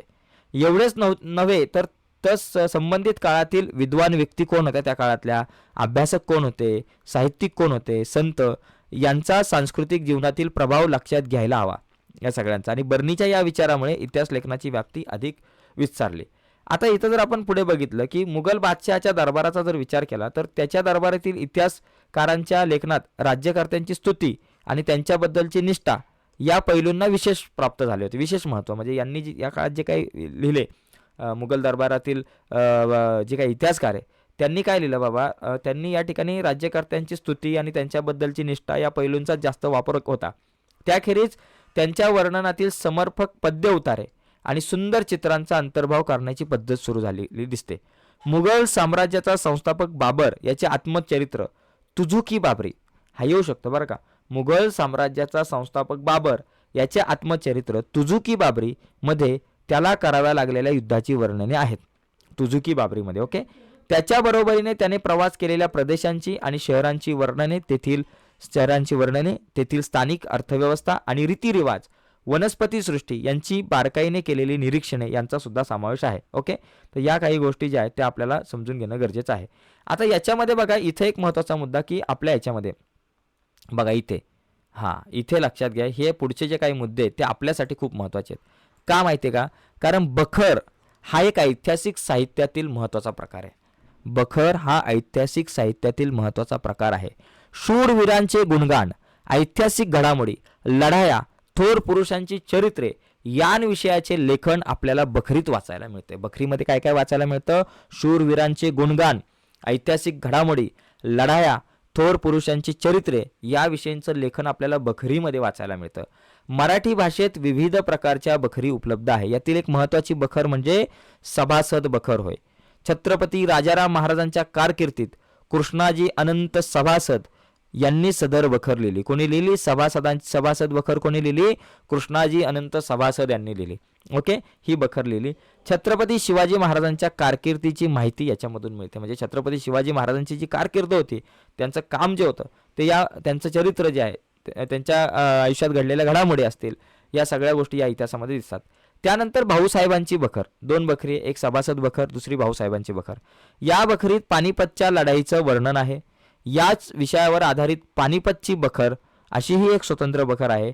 होळकरांची कैफियत या बखरीतून आपणास होळकरांचे घराणे आणि त्यांचे योगदान समजते. तर या सगळ्या गोष्टी आपल्याला समजून घेणं गरजेचं आहे. कुठल्या बखरी आहेत? सभासद बखर, किंवा इथं येऊ शकतं की बाबा बखर आणि 4 बॉक्स देतील, मग लिहायचं सभासद बखर, भाऊसाहेबांची बखर, पानिपत बखर, त्याचबरोबर होळकरांची कैफियत, अशा प्रकारे लिहू शकता. आता बघा पुढचे जे मुद्दे आपण या ठिकाणी बघितले तर आधुनिक काळातील इतिहास लेखन आणि ब्रिटिश इतिहास काळ. बघा आता हे झालं सगळं जुन्या काळातलं, म्हणजे ऐतिहासिक काळ जो आहे, म्हणजे हा जो आता आधुनिक काळाकडे आता आपण वळूयात. बाबा ज्यावेळेस इंग्रज भारतात आले आणि त्याच्यानंतरचा जो काही काळ आहे 1857च्या नंतरचा वगैरे, तर त्या काळात इतिहास लेखन नेमकं कसं होतं तर ते समजून घेऊयात. पहिली गोष्ट आणि ब्रिटिश इतिहास काळ जो आहे तो आपण समजून घेऊयात. 20व्या शतकात ब्रिटिशांच्या राजवटीत भारतीय पुरातत्वाच्या अभ्यासास सुरुवात झाली.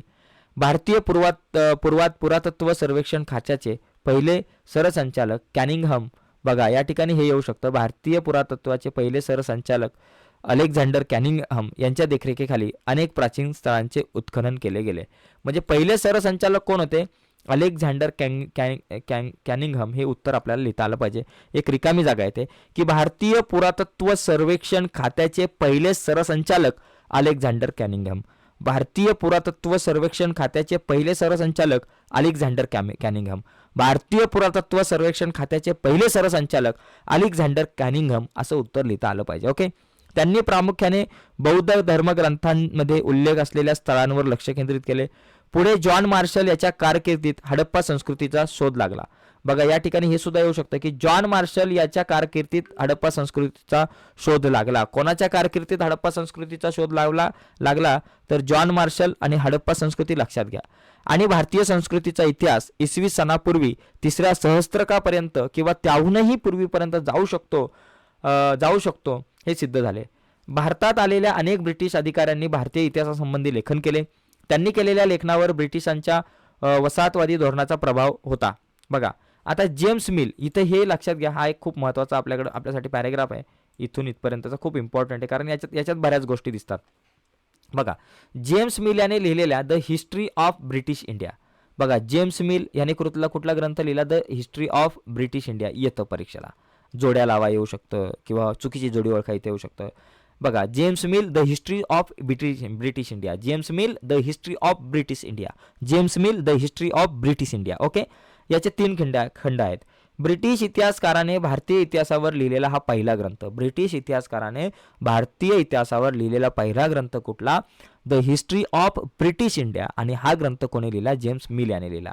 त्याच्या लेखनात वस्तुनिष्ठ दृष्टिकोनाचा अभाव आणि भारतीय संस्कृतीच्या विविध पैलू संबंधीचा पूर्वग्रह दूषित दृष्टिकोन उमटलेला दिसतो. हा जो इतिहास लिहिला गेला तो हा इतिहास जो आहे the history of British India हा जो ग्रंथ आहे तो पूर्वग्रह दूषित दृष्टिकोन होता. म्हणजे आपल्या भारतीय संस्कृतीच्या संदर्भातले जे काही चुकीचे दृष्टिकोन आहेत ते यांनी मांडले होते. त्यानंतर बघा 1841 मध्ये माउंट स्टुअर्ट एल्फिन्स्टन याने द हिस्ट्री ऑफ इंडिया, बरं का, द हिस्ट्री ऑफ इंडिया कोणी लिहिला? Mount Stuart Elphinstone. ओके. बघा 2 ग्रंथ आहे. जेम्स मिल यांचा कुठला? The history of British India. आणि एल्फिन्स्टन यांचा कुठला? The history of India. फक्त हिस्ट्री ऑफ इंडिया, ब्रिटिश शब्द नाही इथं, हिस्ट्री ऑफ इंडिया. आता माउंट स्टुअर्ट एल्फिन्स्टन हे मुंबईचे गव्हर्नर होते, बरं का. मुंबईचे गव्हर्नर कोण होते? तर एल्फिन्स्टन हे गव्हर्नर होते. हे आपल्याला लिहिता आलं पाहिजे. त्याच्यानंतर पुढे बघा इथे सुद्धा काही गोष्टी आपल्याला या ठिकाणी आहे की त्या सुद्धा आपण समजून घेऊयात, बरं का. याच्यामध्ये बघा इथे आहे की भारताच्या इतिहासामध्ये मराठी साम्राज्याच्या कालखंडाचे स्थान अतिशय महत्त्वाचं आहे. मराठी साम्राज्याचा इतिहास लिहिणाऱ्या ब्रिटिश अधिकाऱ्यांमध्ये जेम्स डफ याचे नाव महत्त्वाचे, बरं का. जेम्स डफ याने ग्रंथ लिहिला कुठला? A histories of the Marathas. A histories of the Marathas हा ग्रंथ कोणी लिहिला? जेम्स ग्रँड डफ याने लिहिला. हा ग्रंथ लिहिला. त्याचे 3 खंड आहेत. भारतीय संस्कृती आणि इतिहास यांना कमी लेखण्याची ब्रिटिश अधिकाऱ्यांची प्रवृत्ती ग्रँड डफ याच्या लिखाणात सुद्धा उमटलेली दिसते. अशी प्रवृत्ती राजस्थानचा इतिहास लिहिताना कर्नल टॉड सारख्या अधिकाऱ्याच्या लेखनात आहे. आता राजस्थानचा इतिहास कोणी लिहिला? या ठिकाणी असं येऊ शकतं राजस्थानचा इतिहास कोणी लिहिला? Colonel Tod. अशी एखादी रिकामी जागा येऊ शकते की राजस्थानचा इतिहास कर्नल टॉड यांनी लिहिला असं येऊ शकतं. ओके. हे पण समजून घ्या. आता बघा विल्यम्स हंटर याने हिंदुस्थानचा द्विखंडात्मक इतिहास लिहिलेला आहे. ओके. आता पुढे जाऊयात. बघा डफ यांच्या इतिहास लेखनाच्या मर्यादा नीलकंठ जनार्दन कीर्तने आणि विका राजवाडे यांनी 19व्या शतकात दाखवून दिल्या. आता पुढे बघा वसाहतवादी इतिहास लेखन. बरोबर. आता ब्रिटिशांच्या इतिहास लेखनामध्ये महत्त्वाचे मुद्दे लक्षात घ्या की बाबा पुरातत्व खात्याचे पहिले सरसंचालक अलेक्झांडर कॅनिंगहम लक्षात घ्या. जॉर्ज मार्शलच्या कालखंडात हडप्पा संस्कृतीचा शोध लावला हे लक्षात घ्या. जेम्स मिल यांचा ग्रंथ कुठला, the history of British India. आणि माउंट स्टुअर्ट एल्फिन्स्टन यांचा ग्रंथ कुठला, द हिस्ट्री ऑफ इंडिया. त्याच्यानंतर ग्रँड डफ यांचा ग्रंथ कुठला, a histories of the Marathas हा ग्रंथ होता. आणि राजस्थानचा इतिहास कुणी लिहिला, कर्नल टॉड यांनी लिहिला. तर हे लक्षात घ्या. आता वसाहतवादी इतिहास म्हणजे काय बघा. इथं काय बाबा, भारतीय इतिहासाचा अभ्यास आणि लेखन करणाऱ्या सुरुवातीच्या इतिहासकारांमध्ये प्रामुख्याने ब्रिटिश अधिकारी, ख्रिश्चन धर्म प्रसारक यांचा अंतर्भाव होता. बघा या ठिकाणी जर आपण म्हटलं, इथं जर बघितलं बघा, भारतीय संस्कृती गौण दर्जाची आहे या पूर्वग्रहाने प्रतिबिंब त्यांच्यामधील काहींच्या लेखात स्पष्ट होते. म्हणजे भारतीय संस्कृती गौण दर्जाची आहे असा पूर्वग्रह आहे याचं प्रतिबिंब अनेक ब्रिटिश इतिहासकारांच्या लेखनामध्ये स्पष्टपणे दिसतं. आणि वसाहतवादी ब्रिटिश सत्तेच्या समर्थनासाठी त्यांच्या इतिहास लेखनाचा वापर केला गेला. 1922 ते 1937च्या दरम्यान प्रसिद्ध झालेले केम्ब्रिज हिस्ट्री ऑफ इंडिया काय बाबा, या ग्रंथाचे 5 खंड वसाहतवादी इतिहास लेखनाचे ठळक उदाहरण आहे. कुठलं, केम्ब्रिज हिस्ट्री ऑफ इंडिया. आता इथं बघा प्राच्यवादी इतिहास लेखन म्हणजे काय. आता इथं जर आपण बघितलं वसाहतवादी इतिहास लेखन म्हणजे आहे, याच्यामध्ये सुद्धा पूर्वग्रह दूषित दृष्टिकोन इथं दिसतोय.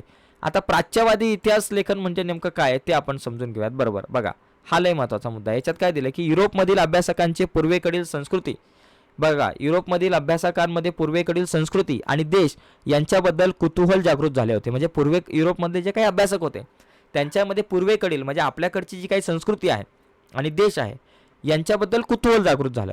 त्याबद्दल आदर वाटत होता काही लोकांना. कौतुक असलेले काही अभ्यासक जे आहे यांच्यामध्ये होते की काही लोकांना असं कौतुक वाटत होतं, आपला देश असेल किंवा इकडचे काही देश आहेत पूर्वेकडचे, आणि यांना प्राच्यवादी म्हटलं गेलं. म्हणजे ज्यांना इकडच्या इतिहासाविषयी कौतुक आहे, इकडच्या संस्कृतीविषयी, देशाविषयी कौतुक आहे, कुतूहल आहे, आदर आहे, अशा लोकांचा अशा इतिहासकारांचा किंवा लेखकांचा एक गट होता.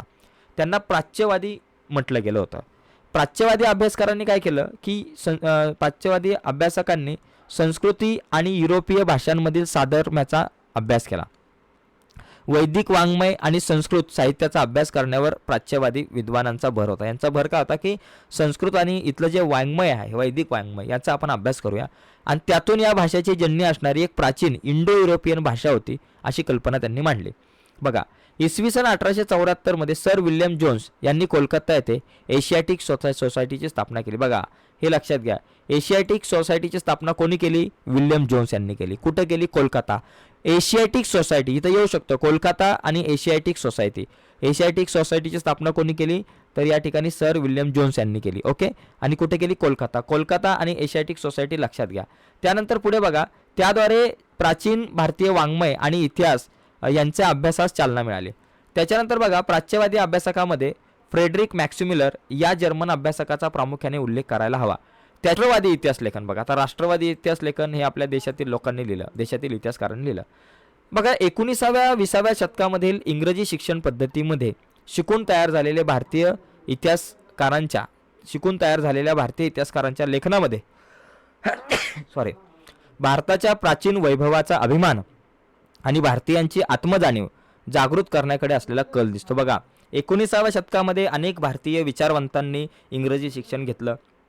हे इंग्रजी शिक्षण घेतल्यानंतर भारताच्या प्राचीन वैभवाचा अभिमान आणि भारतीयांची आत्मजाणीव जागृत जी आहे ती झाली होती. त्यांच्या लेखनास राष्ट्रवादी इतिहास लेखन असं म्हटलं जातं. कुणाच्या लेखनात की बाबा 19व्या-20व्या शतकामध्ये इंग्रजी शिक्षण पद्धतीमध्ये शिकून तयार झालेल्या भारतीय इतिहासकारांच्या लेखनामध्ये भारताच्या प्राचीन वैभवाचा अभिमान दिसून येतो आणि भारतीयांची आत्मजाणीव जागृत करण्याकडे असलेला कल दिसतो आणि यांच्या इतिहास लेखनास आपण राष्ट्रवादी इतिहास लेखन म्हणतो. आता बघा महाराष्ट्रामध्ये, इथून हे मुद्दे खूप लक्षात घ्या, खूप महत्त्वाचे आहेत की महाराष्ट्रामध्ये इतिहास लेखनास बरं का राष्ट्रवादी इतिहास लेखनात विष्णू शास्त्री चिपळूणकर, महाराष्ट्रात राष्ट्रवादी इतिहास लेखनास विष्णू शास्त्री चिपळूणकर यांच्यापासून प्रेरणा मिळाली. रिकामी जागा येऊ शकते. महाराष्ट्रात राष्ट्रवादी इतिहास लेखनास विष्णू शास्त्री चिपळूणकर यांच्यापासून प्रेरणा मिळाली. महाराष्ट्रातील राष्ट्रवादी इतिहास लेखनास विष्णू शास्त्री चिपळूणकर यांच्यापासून प्रेरणा मिळाली. 2-2 वेळा वाचा मी तर म्हणतो. बघा पुढे, ब्रिटिश अधिकाऱ्यांनी लिहिलेल्या प्राचीन भारताच्या पूर्वग्रहदूषित इतिहासाला त्यांनी विरोध केला. बरं का, राष्ट्रवादी इतिहास लेखकांनी काय केलं की ब्रिटिशांनी जो काही पूर्वग्रह दूषित इतिहास लिहिला होता त्याला विरोध केला. आणि अशा प्रकारे राष्ट्रवादी लेखन करणाऱ्या इतिहासकारांनी भारताच्या इतिहास काळातील सुवर्ण काळ शोधण्याचा प्रयत्न केला. भारताच्या इतिहासातला सुवर्ण काळ शोधण्याचा प्रयत्न कोणी केला? राष्ट्रवादी इतिहासकारांनी. ओके, असे करत असताना प्रसंगी ऐतिहासिक वास्तवाची चिकित्सापूर्वक छाननी करण्याकडे दुर्लक्ष झालं असा आक्षेप सुद्धा त्यांच्यावर घेतला गेला होता.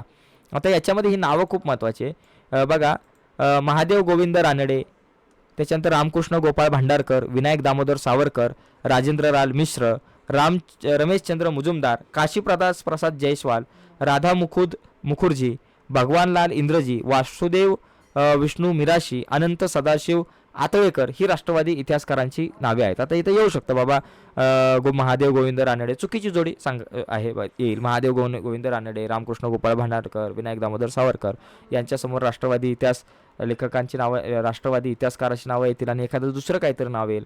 तर अशा प्रकारे येऊ शकतं. इथे बघा, the rise of the Maratha power हे लक्षात घ्या. या ग्रंथात न्यायमूर्ती महादेव गोविंद रानडे यांनी मराठा सत्तेच्या उदयाची पार्श्वभूमी विस्ताराने मांडली. मराठी सत्तेचा उदय म्हणजे अचानक पेटलेला वणवा नसून त्याची सामाजिक, सांस्कृतिक व धार्मिक क्षेत्रातील तयारी बराच काळ महाराष्ट्रात चालू होती असं त्यांनी प्रतिपादन केले. मग न्यायमूर्ती महादेव गोविंद रानडे यांचं कुठलं पुस्तक होतं, यांचं ग्रंथ कुठला होता? The rise of the Maratha power. बघा, the rise of the Maratha power या ग्रंथात न्यायमूर्ती महादेव गोविंद रानडे यांनी मराठी सत्तेच्या उदयाची पार्श्वभूमी विस्ताराने मांडली. रिकामी जागा येऊ शकते. ओके, पुढे बघा, पुढचा जर आपण मुद्दा या ठिकाणी समजून घेण्याचा प्रयत्न केला तर बघा, इतिहास लेखन. बघा, या ठिकाणी हे खूप महत्त्वाचं आहे. विका राजवाडे यांचं काम. इतिहास लेखन, भाषाशास्त्र, व्युत्पत्ती, व्याकरण अशा अनेक विषयांवर मूलभूत संशोधन करणारे आणि मराठी भाषेतून लेखन करणारे इतिहासकार म्हणून राजवाडे परिचित आहेत.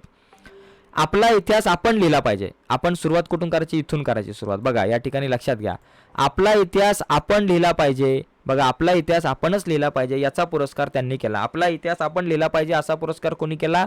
राजवाडे यांनी केला, विका राजवाडे यांनी केला.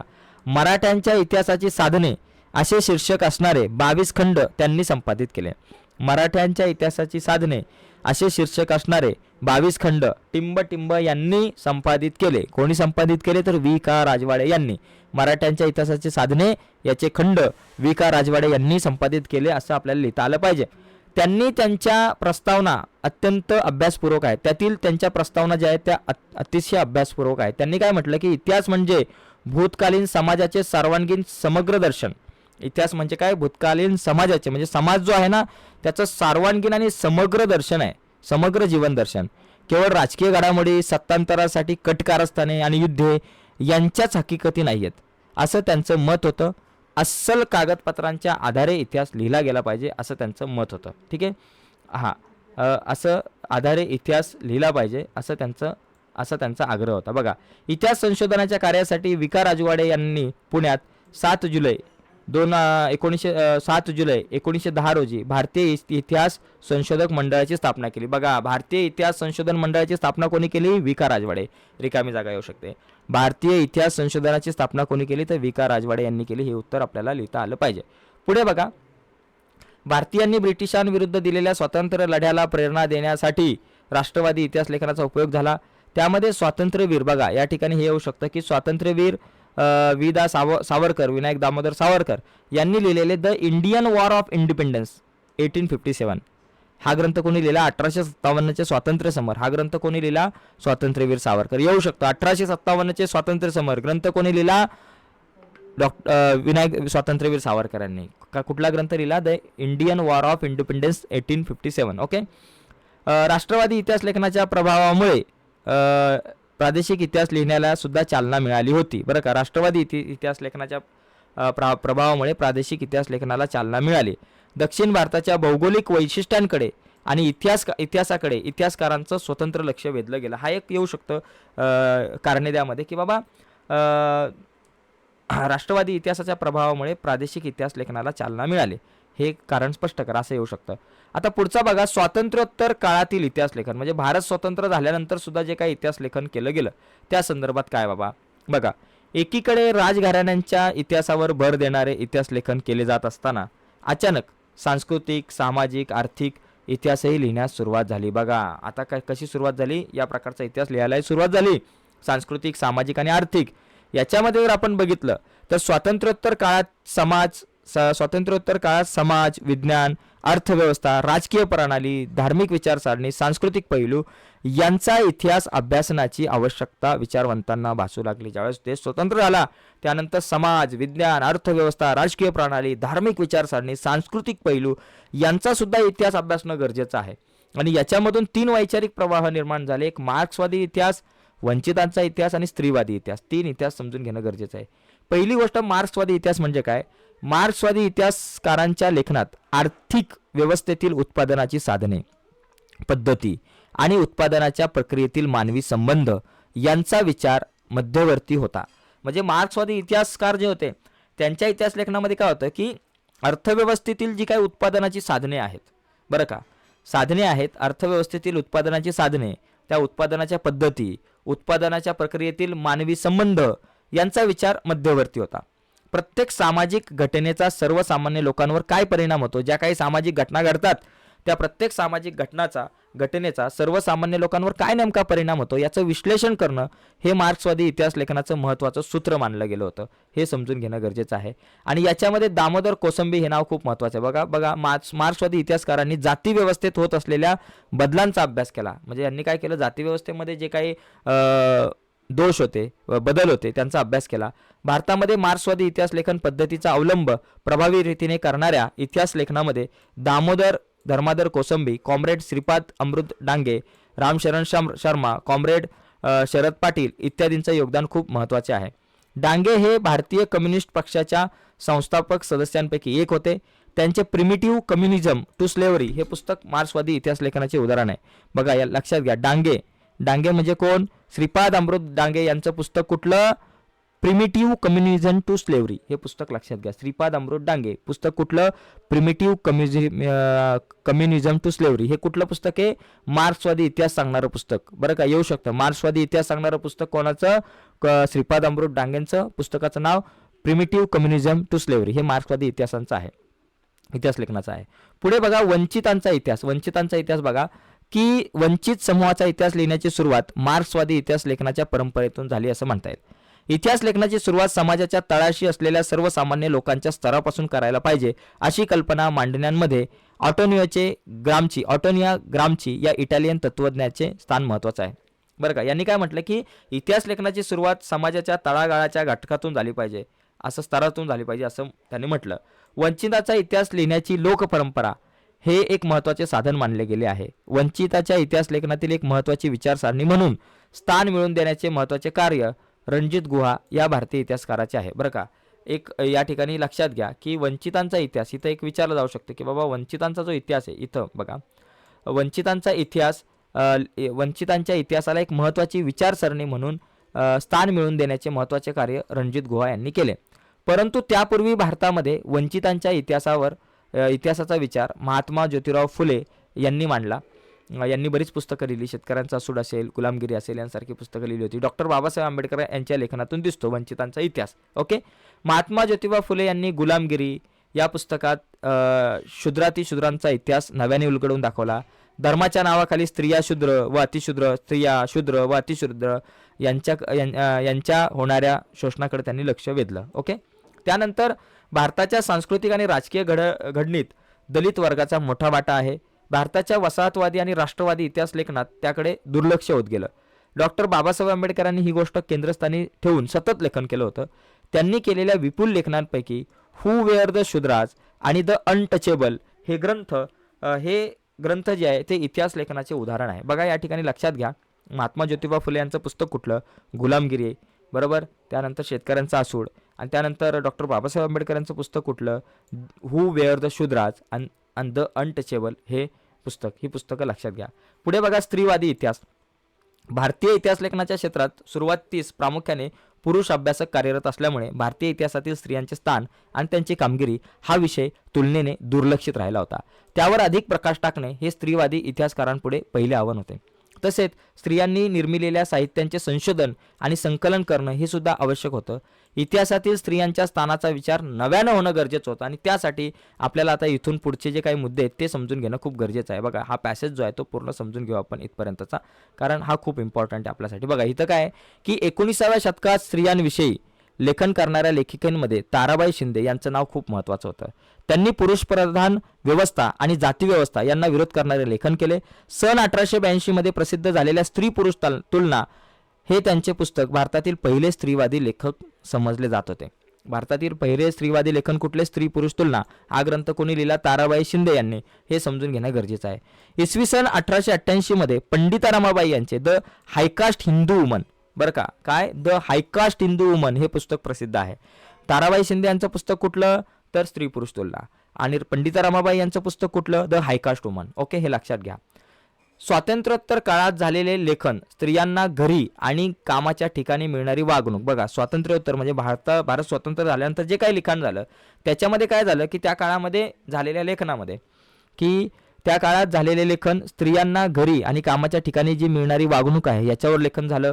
त्यांचा राजकीय समतेचा हक्क या विषयांवर लेखन झालं, याच्यावर केंद्रित आहे. म्हणजे स्वातंत्र्योत्तर काळातलं जे लेखन आहे ते कशावर केंद्रित आहे? स्त्रियांना घरी आणि कामाच्या ठिकाणी मिळणारी वागणूक, त्याचबरोबर त्यांची राजकीय समता किंवा त्यांचा राजकीय समतेचा हक्क यांसारख्या विषयावर केंद्रित झाले. अलीकडच्या काळात प्रसिद्ध झालेल्या स्त्रीवादी लेखनात मीरा कोसंबी यांचा crossing thresholds feminist essays in social history या पुस्तकाचा उल्लेख करता येईल. त्यात महाराष्ट्रातील पंडिता रमाबाई, भारतातील पहिल्या कार्यरत स्त्री डॉक्टर रखमाबाई यांसारख्या स्त्रियांच्या जीवनावरील निबंध आहेत. महाराष्ट्रामध्ये दलित स्त्रियांच्या दृष्टिकोनातून सामाजिक वर्ग, जात इत्यादी बाबींच्या संदर्भात लेखन केले गेले. त्यामध्ये शर्मिला रेगे यांचे लेखन खूप महत्त्वाचे आहे. बघा, writing caste, writing gender, reading Dalit women's testimonies हे पुस्तक, या पुस्तकामध्ये त्यांनी दलित स्त्रियांच्या आत्मचरित्रावर लिहिलेल्या निबंधाचं संकलन आहे. हे या ठिकाणी आपल्याला दिसतं. बघा या ठिकाणी आता आपण बघा काही प्रश्नांची उत्तरं बघूयात की भारतीय पुरातत्व सर्वेक्षण खात्याचे पहिले सरसंचालक कोण होतं? तर डॉक्टर अलेक्झांडर कॅनिंगम. मी तुम्हाला या ठिकाणी म्हटलं होतं की बघा या ठिकाणी आपण समजून घेऊयात की बघा इथं आहे त्याचं उत्तर. इथं अलेक्झांडर कॅनिंगहॅम हे उत्तर आहे. भारतीय पुरातत्व सर्वेक्षण खात्याचे पहिले सरसंचालक. ओके, यावरती आपण चर्चा केली होती. त्यानंतर पुढे बघा की हितोपदेश या संस्कृत ग्रंथाचा जर्मन भाषेमध्ये अनुवाद कोणी केला? तर जेम्स मिल याने अनुवाद केला. हे आपल्याला माहिती आहे. हे आपण बघा इथं बघितलं होतं. जेम्स मिल याने बघा William Jones, sorry William Jones आहे. जेम्स मिल नाही, विल्यम जोन्स आहे. हे जेम्स मिल नाही. अरे बापरे. हितोपदेश या संस्कृत ग्रंथाचा जर्मन भाषेत अनुवाद कोणी केला? परत एकदा चेक करा इथं. हां, हितोपदेश बरं का. हां बघा, फ्रेडरिक मॅक्सिमिलम. ओके. तर याने बघा इथं विल्यम जोन्स नाही आहे तर फ्रेडरिक मॅक्सिमिलर या जर्मन अभ्यासकाचा प्रामुख्याने उल्लेख करावा लागेल. त्याच्या दृष्टीने हितोपदेश हा फ्रेडरिक मॅक्सिमिलर, बरं का, हे उत्तर आहे आपलं. ते थोडंसं लक्षात घ्या. फ्रेडरिक मॅक्सिमिलर हे उत्तर असलं पाहिजे. हितोपदेश फ्रेडरिक मॅक्सिमिलर, तर ते आपलं हे चुकलेलं आहे हे दोन्ही उत्तरं. तर ते सांगताना थोडीशी गडबड झाली माझ्याकडून मगाशी. तर फ्रेडरिक मॅक्सिमिलर हे उत्तर या ठिकाणी असलं पाहिजे. ओके, तर ह्या ठिकाणी हे उत्तर असलं पाहिजे, हे लक्षात घ्या. त्याच्यानंतर बघा पुढील पैकी चुकीची जोडी. हू वेअर शूद्रांस वंचितांचा इतिहास आहे. स्त्री पुरुष तुलना स्त्रीवादी लेखन आहे. त्याच्यानंतर इथं बघा ग्रँड डफ हे वसाहतवादी इतिहास आहे. आणि फक्त the Indian war of independence हे जे मार्क्सवादी इतिहास लेखन नाही आहे, तर हे थोडंसं राष्ट्रवादी इतिहास लेखन आहे. हे आपण समजून घेतलं पाहिजे. बाकी पुढील विधाने स्पष्ट करा हे थोडंसं तुम्ही लिहा. इथं बघा हा जो तक्ता आहे तो तुम्हाला येईल पूर्ण करता आरामात. ओके, तर अशा प्रकारे इथं बघा हा तक्ता सुद्धा थोडासा बघून जा. काही तक्ते आपण बघून जाणं खूप गरजेचं असते. पुढे बघा उपयोजित इतिहास. आता उपयोजित इतिहास आपण समजून घेऊ, पण हा उपयोजित इतिहास समजून घेण्याच्या अगोदर एक रिक्वेस्ट आहे. या ठिकाणी बरीच मुलं या ठिकाणी जवळपास 1 तास झालेला आहे. बरीच मुलं व्हिडिओ बघतात पण लाईक खूप कमी आहे. तर मित्रांनो, तुम्ही जर अजूनपर्यंत आपल्या या व्हिडिओला लाईक केलं नसेल तर प्लीज या व्हिडिओला लाईक करा. आणि जर तुम्ही नवीन असाल आपल्या यूट्यूब चॅनलवर आणि अजूनपर्यंत आपला चॅनल सबस्क्राईब नसेल केला तर प्लीज आत्ताच आपला चॅनल सबस्क्राईब करा. आणि नुसताच चॅनल सबस्क्राईब नका करू, त्या बाजूला एक बेलचं बटन आहे ते सुद्धा दाबा, जेणेकरून मी अपलोड केलेल्या प्रत्येक नवीन व्हिडिओची नोटिफिकेशन तुमच्यापर्यंत पोहोचेल. ओके, तर जाऊयात आता. बघा या ठिकाणी आपण बघूयात पुढचं जे काही प्रकरण आहे ते प्रकरण जे आपण बघण्याचा प्रयत्न करू, उपयोजित इतिहास. बघा यामध्ये काय उपयोजित इतिहास या संज्ञेसाठी, बघा या ठिकाणी ही पहिली जे खूप महत्त्वाची मुद्दा आहे की उपयोजित इतिहास या संज्ञेसाठी जनांसाठीचा इतिहास म्हणजे पब्लिक हिस्ट्री असा पर्यायी शब्दप्रयोग प्रचारात आहे. तर याच्यामध्ये हा जो मुद्दा आहे तो खूप महत्त्वाचा इथे दिसते. जनांसाठी इतिहास ही संकल्पना स्पष्ट करा. तर हे तुम्हाला येऊ शकतं स्पष्ट करायला, त्यामुळे याला थोडंसं नीट लक्ष द्यायच्याकडं की इतिहासाविषयी लोकांच्या मनात अनेक गैरसमज असतात. उदाहरणार्थ इतिहास हा विषय फक्त इतिहासकारांसाठी आणि इतिहास विषयाचा अभ्यास करू इच्छिणाऱ्या विद्यार्थ्यांसाठी असतो. दैनंदिन जीवनात इतिहासासारख्या विषयाचा काहीच उपयोग नसतो. इतिहासासारखा जो विषय आहे तो आर्थिक दृष्ट्या उत्पादक क्षेत्रांशी जोडला जाऊ शकत नाही इत्यादी. म्हणजे समाजामध्ये इतिहास विषयाविषयी अनेक गैरसमज आहेत. म्हणजे इतिहास विषय फक्त इतिहासकारांसाठीच आहे, त्याचा दैनंदिन जीवनामध्ये काहीच उपयोग नाही आहे, आर्थिकदृष्ट्या त्याचा काही उपयोग नसतोय, असे गैरसमज आहे. अशा गैरसमजावर मात करण्यासाठी इतिहासाची नाळ लोकांच्या वर्तमानातील जीवन सरणीशी जोडणारे क्षेत्र म्हणजे जनांसाठी इतिहास. म्हणजे हे जे काही गैरसमज आहे याच्यावरती मात करायची आणि याच्यावरती मात करून इतिहासाची जी नाळ आहे जी सर्वसामान्य जीवनाशी सर्वसामान्य जनतेशी जोडणं, या जनतेशी जोडण्याचं जे काही क्षेत्र आहे, जोडणारं जे क्षेत्र आहे त्याला आपण जनांसाठीचा इतिहास म्हणतो. आणि त्याच्यामध्ये हा पॅरेग्राफ का महत्त्वाचा आहे, कारण याच्यातला एक मुद्दा रिकाम्या जागेसाठी येऊ शकतो. काय, परदेशातील अनेक विद्यापीठांमध्ये जनांसाठीचा इतिहास या विषयातील अभ्यासक्रम शिकवले जातात. भारतात बंगळूर, लक्षात घ्या, भारतात बंगळूर येथे Srishti institute of art design and technology, Srishti institute of art design and technology या संस्थेत सेंटर फॉर पब्लिक हिस्ट्री हा स्वतंत्र विभाग आहे. ओके, हे लक्षात घ्या. आता पुढे बघा, या ठिकाणी आता आपण बघूयात उपयोजित इतिहास आणि विविध विषयांमधलं संशोधन. हे आपण या ठिकाणी आता बघण्याचा प्रयत्न करूयात. बघा इथे तत्वज्ञानापासून आपण पहिली सुरुवात करू. आता सुरुवात करण्याच्या अगोदर हे बघा, इतिहासात हे बघा, इतिहास भूतकाळात घडून गेलेल्या घटनांशी संबंधित असतो, वर्तमान दिसणाऱ्या मानवी जीवनाशी जडणघडण वगैरे या सगळ्या गोष्टी आपण तत्वज्ञानापासून सुरुवात करूयात. की बघा इथं वर्तमानात दिसणाऱ्या मानवी जीवनाची जडणघडण ही त्या घटनांवर आधारित असते. इतिहासाच्या घटनांवर, इतिहासामध्ये घडलेल्या घटनांवर आधारित असते. या घटना राजकारण, सामाजिक, धार्मिक, संघटन, तत्वज्ञान, तंत्रज्ञान आणि विज्ञान यांसारख्या विविध क्षेत्रामध्ये घडलेल्या असतात. प्रत्येक क्षेत्रातील ज्ञानसंचयाचा स्वतंत्र इतिहास असतो बरं का. प्रत्येक क्षेत्रातील ज्ञानसंचयाचा एक स्वतंत्र इतिहास असतो. त्या क्षेत्रातील पुढील वाटचालीची दिशा या ज्ञानसंचयाच्या स्थितीवर अवलंबून असते. त्या अनुषंगाने अनेक विषयांच्या संशोधनात इतिहासाची संशोधन पद्धती उपयुक्त ठरते बरं का. उदाहरणार्थ तत्वज्ञानामध्ये बघा, विविध विचारसारणीचा उगम, त्यामागील वैचारिक परंपरा आणि त्या विचारसारणीच्या वाटचालीचा इतिहास समजून घेणं गरजेचं आहे. यासाठी तत्वज्ञानाचा इतिहास अभ्यासावा लागतो बरं का. तत्वज्ञान समजून घेताना ते तत्वज्ञान ज्या भाषेतून व्यक्त झाले त्या भाषेच्या इतिहासाचा ही सुद्धा आपल्याला उपयोग होतो बरं का. म्हणजे या ठिकाणी जर आपण बघितलं तर तत्वज्ञान जो आहे, या तत्वज्ञाना म्हणजे उपयोजित इतिहास जो आहे तो आपण संशोधन करत असताना लक्षात घ्या की त्या अनुषंगाने अनेक विषयांच्या संशोधनात, म्हणजे तत्वज्ञानाचं ज्यावेळेस तुम्हाला संशोधन करावं लागतं त्यावेळेस तुम्हाला इतिहासाचा अभ्यास करावा लागतो. कसा, कारण वेगवेगळ्या विचारसारणीचा उगम जो झालेला आहे, ज्या तत्वज्ञानाचा उगम झाला त्याच्या मागची वैचारिक परंपरा नेमकी कशी होती हे शोधण्यासाठी, त्याचबरोबर त्या विचारसारणीच्या वाटचालीचा इतिहास समजून घेण्यासाठी, यासाठी तत्वज्ञानाचा इतिहास अभ्यासावा लागतो. आणि तत्वज्ञान समजून घेताना ते कुठल्या भाषेतून व्यक्त झालेले आहे ती गोष्ट आणि त्या भाषेचा इतिहास सुद्धा जाणून घ्यावा लागतो.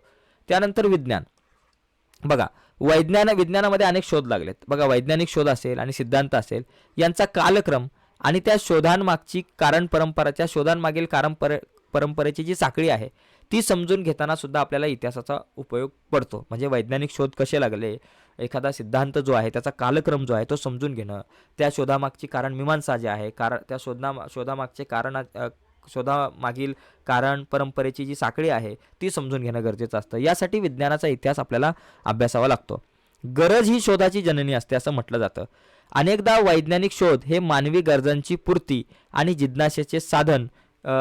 जिज्ञासांचे समाधान करण्याच्या प्रयत्नातून लागलेले असतात. त्यासाठी आधी अस्तित्वात असलेल्या वैज्ञानिक ज्ञानाचा उपयोग केला जातो. या शोधामागील कारण परंपरा, कालक्रम समजून घेण्यासाठी विज्ञानाच्या इतिहासाचे ज्ञान आपल्याला उपयोगी पडते. म्हणजे विज्ञानाचा अभ्यास करताना सुद्धा आपल्याला इतिहास अभ्यासावा लागतो. त्यानंतर तंत्रज्ञान, बघा कृषी उत्पादन, वस्तूंचं उत्पादन, स्थापत्य, अभियांत्रिकी इत्यादींमध्ये होत गेलेले बदल, या सगळ्यांमध्ये खूप मोठ्या प्रमाणात आज बदल झालेले आहेत आणि त्यामागची कारण परंपरा यांची साखळी समजून घेणं गरजेचं आहे. म्हणजे कृषी उत्पादनामध्ये जे काही बदल होत गेले, वेगवेगळ्या वस्तूंच्या उत्पादनात बदल होत गेले, स्थापत्यशास्त्रामध्ये जे काही बदल होत गेले, तर त्या बदलांची कारणं नेमकी काय ती शोधण्यासाठी आपल्याला इतिहासात डोकवावं लागतं. काही वैज्ञानिक शोध आणि तंत्रज्ञानातील प्रगती यांचा काही परस्पर संबंध आहे का, शोधणं गरजेचं असतं आणि त्या अनुषंगाने आपण तंत्रज्ञान जे आहे त्याच्यामध्ये सुद्धा इतिहासाचा खूप मोठ्या प्रमाणात आपल्याला वापर होतो. ओके, हे समजून घेणं गरजेचं आहे. त्यानंतर उद्योगधंदे आणि व्यापार याच्यामध्ये सुद्धा बरं का, बघा उद्योगधंदे आणि व्यापार यामुळे मानवी समाजामधील परस्पर व्यवहाराचे क्षेत्र विस्तारते. म्हणजे उद्योगधंदा आणि व्यापार याच्यामुळे काय होतं की मानवी समाजांमधील परस्पर व्यवहार जो आहे त्याचं क्षेत्र थोडंसं मोठं होतं. त्यामुळे सांस्कृतिक संबंधाचं एक जाळं सतत विकसित होत असतं. उद्योगधंदे आणि व्यापाराच्या व्यवस्थापनाचाच हा एक भाग असतो. त्याचा इतिहास समजून घेणं सुद्धा आपल्याला महत्त्वाचं ठरतं. म्हणजे उद्योगधंद्यांचा इतिहासाच्यासाठी सुद्धा आपल्याला या ठिकाणी उद्योगधंदे समजून घेत असताना, व्यापार समजून घेत असताना आपल्याला इतिहासाचा अभ्यास करावा लागतो. बघा बाजार आणि व्यापार यांचे स्वरूप बदलत गेले आणि सर्वांमागील मानवी नात्यांचे स्वरूप आणि समाजरचना बदलत गेली. हा सर्व प्रवास समजण्यासाठी सांस्कृतिक जडणघडण, सामाजिक रचना, आर्थिक व्यवस्था इत्यादींचा इतिहास आपल्याला अभ्यासावा लागतो. ओके, त्यानंतर व्यवस्थापन शास्त्र. बघा व्यवस्थापन शास्त्रामध्ये इतिहास कसा उपयोगी पडतो. बघा व्यवस्थापन शास्त्राचा अभ्यास करताना सुद्धा इतिहासाची आवश्यकता भासते. कशी? उत्पादनाची संसाधने, मनुष्यबळ आणि उत्पादनाच्या विविध प्रक्रिया, त्याचबरोबर बाजार आणि विक्री यांच्या व्यवस्थापनाच्या साखळीत त्या संबंधितील भूतकाळातील यंत्रणा नेमक्या कशा होत्या हे समजून घेणं खूप गरजेचं असतं. या साखळीत गुंतलेल्या विविध स्तरांवरील लोकांची परंपरागत मानसिकता समजून घेण्यासाठी या सर्वांचा डोलारा ज्या वेगवेगळ्या सामाजिक आणि आर्थिक संस्थांच्या संघटनावरती अवलंबून असतो त्यांचा इतिहास आपल्याला समजला तर वर्तमानात विविध पातळ्यांवरील व्यवस्थापन करणं सोपं जातं. त्यानंतर कलेचा इतिहास सुद्धा आपल्याला जाणून घेणं खूप गरजेचं असतं. बऱ्याच वेळेस कसं आहे माहिती आहे का की विविध क्षेत्रामधील कलाक्षेत्रामधील अभिव्यक्ती व त्यामागील वैचारिक भावनिक सांस्कृतिक परंपरेच्या आधारे असलेल्या कलांचा विकास समजून घेणं आपल्याला गरजेचं असतं. म्हणजे कोणत्याही कलाविष्काराचे मर्म, कलाकृतीच्या निर्मात्याची मानसिकता आणि विशिष्ट कलाकौशल्य जे आहे यांच्या विकासाचा क्रम आपल्याला इतिहासाच्या अभ्यासक्रमाद्वारे किंवा अभ्यासाद्वारे समजला जाऊ शकतो. आणि त्यानंतर मानव्य शाखा आहे.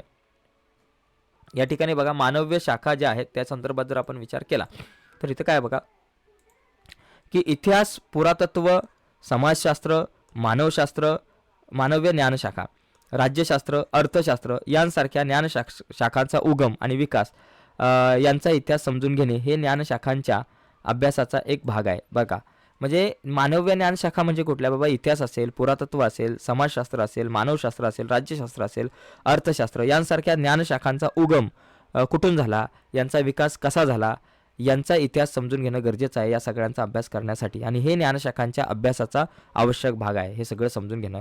तत्वज्ञान ही विज्ञान आणि इतर सर्वच ज्ञानशाखांची जननी आहे. एक रिकामी जागा येऊ शकते की टिंबटिंब ही विज्ञान आणि इतर सर्व ज्ञानशाखांची जननी मानली जाते. तर काय? तत्वज्ञान. ओके, हे समजून घेणं आपल्याला गरजेचं आहे. त्यानंतर यातले महत्त्वाचेच मुद्दे बघूयात. बघा उपयोजित इतिहास आणि वर्तमान काळ हे समजून घेऊ. बाबा उपयोजित इतिहास आणि वर्तमान काळ बघा कसा विषय आहे की इतिहासाचा दैनंदिन व्यवहारामध्ये उपयोग काय असा प्रश्न नेहमी विचारला जातो. आणि उपयोजित इतिहास म्हणजे काय या प्रश्नाच्या उत्तराला वरील प्रश्नाचे उत्तरही आपोआप मिळते.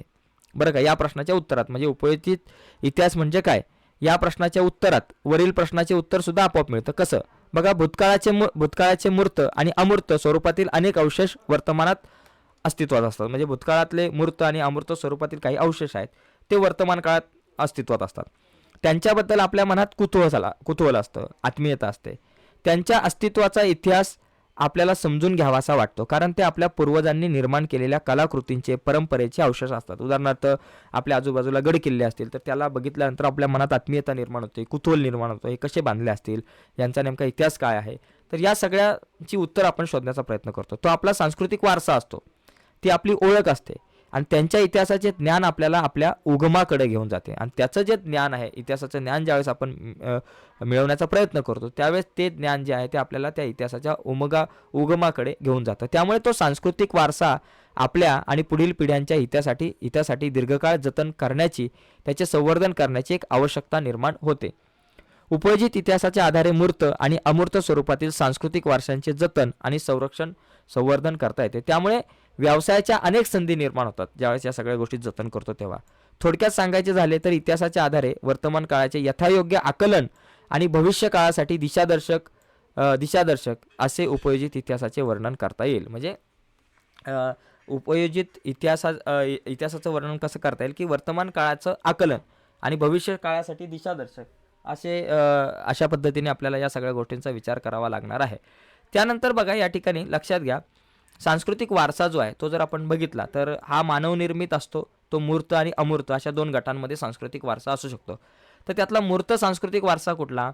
प्राचीन स्थळे, वास्तू, वस्तू, हस्तलिखिते, शिल्पे, चित्रे ही सगळी मूर्त आहे. ही आपल्याला दिसतात, डोळ्यांनी दिसतात. या सगळ्या गोष्टी डोळ्यांनी दिसतात, त्या मूर्त आहेत. ओके, म्हणजे हा वारसा आहे आपला. यांच्या आधारे आपण इतिहास समजून घेऊ शकतो. अमूर्त कुठल्या की ज्या डोळ्यांनी दिसत नाही. उदाहरणार्थ मौखिक परंपरा आणि त्यासाठी उपयोगात आलेली जाणारी भाषा, त्याचबरोबर पारंपरिक ज्ञान, सण समारंभ असतील, कला सादरीकरणाच्या पद्धती असतील, विशिष्ट पारंपरिक कौशल्य असतील, अशा परंपरा, पद्धती, कौशल्य इत्यादींचे प्रतिनिधित्व करणारे गट किंवा समूह असतील. त्याच्यानंतर नैसर्गिक वारसा कुठला हे आता समजून घेऊयात. नैसर्गिक वारसा कुठला तर बघा, निसर्गातील जैवविविधतेचा विचार नैसर्गिक वारशाच्या संकल्पनेत केलेला आहे. त्यामध्ये पुढील गोष्टी आहेत. नैसर्गिक वारसा कुठला? इतिहासाचा एक प्राणी आहे, वनस्पती सृष्टी आणि त्यांच्या अस्तित्वासाठी आवश्यक असणाऱ्या परिसंस्था आणि भूरचनात्मक वैशिष्ट्ये ही सगळी जी आहे काय बाबा नैसर्गिक वारसा असणारी वैशिष्ट्ये आहेत. यानंतर बघा एका दृष्टिकोनामध्ये काही गोष्टी आपण समजून घेऊ शकतो की भारतातील जागतिक मौखिक आणि अमूर्त वारसा यादीत समाविष्ट असलेल्या परंपरा. बरं का, या काही परंपरा आहेत, या तुम्ही समजून घ्या. ओके, कुठल्या परंपरा कुठल्या राज्यामध्ये आहे त्या समजून घेणं गरजेचं आहे. त्या तुम्ही बघू शकताय. भारतातील जागतिक वारसास्थळे असलेली सांस्कृतिक वारसास्थळे कुठली? आग्र्याचा किल्ला, अजिंठा लेणी, वेरूळ लेणी, ताजमहल, त्याचबरोबर इथं काही मंदिर आहे, कोणार्क सूर्य मंदिर आहे, त्या सगळ्या गोष्टी इथं दिसतात. त्याचबरोबर भारतात जागतिक वारसास्थळे, नैसर्गिक या ठिकाणी जागतिक वारसास्थळे ही समजून घ्या. बरोबर, तर हे सगळी समजून घेणं गरजेचं आहे. त्याचबरोबर मिश्र स्वरूपाची काय बाबा कांचनगंगा राष्ट्रीय उद्यान हे येऊ शकतं आपल्याला परीक्षेला. या सगळ्या गोष्टी बऱ्याचदा आपल्याला विचारल्या जाऊ शकतात. ओके, तर तिथं आपण या सगळ्या काही गोष्टी आहेत, घटना आहेत, त्या आपल्याला समजून घेता येऊ शकतात. बघा